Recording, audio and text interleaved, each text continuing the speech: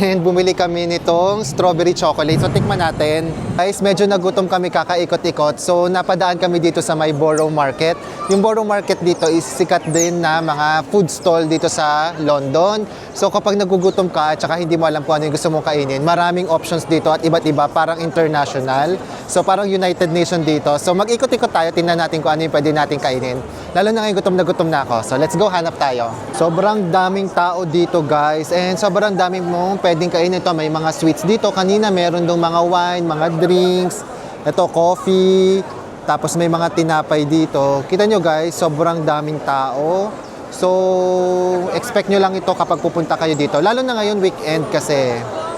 So, parang natakam ako dito sa pork sausage. So, bili ako nito. Try kong tikman. Ayan. Ayan. So, tikman natin tong pork sausage na binili ko. Oh. Hot. Ang sarap. Approve. Grabe guys, sobrang daming tao dito. Kita nyo yan? Ang haba din ng pila. Dito ako bumili. And sobrang sarap, promise. So, try pa tayo ng ibang pagkain. Guys, ito yung sikat na paella dito sa may Borough Market. At sabi, masarap daw yan. Kaya lang, tingnan nyo yung pila. Ang haba. Actually, hanggang dun pa yung pila niya. So, hindi ko na siya matitikman kasi baka 1 hour pa bago ako maka-order. So, ayan guys. OMG. Guys, ito yung sikat na strawberry chocolate dito. Ayan. Pero super haba din ng pila. So, kung gusto nyo kumain dito ng yung mga hype na mga pagkain, yung mga sikat na pagkain dito, kailangan nyo ng mahabang pasensya kasi sobrang haba ng mga pila. Hindi ko na kayo maghintay. So, pili tayo ng mga kakainan na medyo kakaunti lang yung pila kasi gutom na ako. So guys, gutom na ako at may nakita ako dito na wild mushroom risotto. So ito siya, try natin. Medyo hindi mahaba yung pila niya. So kahit hindi mahaba, sana masarap.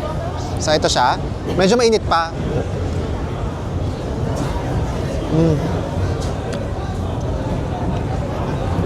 Fairness, masarap siya. Okay siya. So ito muna yung kakainin ko kasi hindi ko kayang pumila doon sa sobrang habang mga pilahamin. So kain muna ako.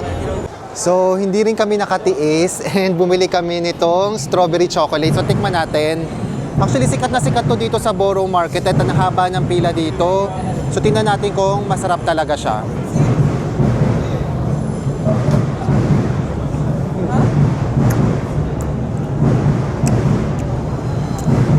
Okay lang siya. Masarap yung strawberry, hindi siya maasim. Tapos hindi rin masyadong matamis yung chocolate and okay lang siya. Parang hindi naman siya sobrang gustong-gusto ko siyang uulitin ko ba siya. Hindi naman, pero masarap naman siya. So, yun.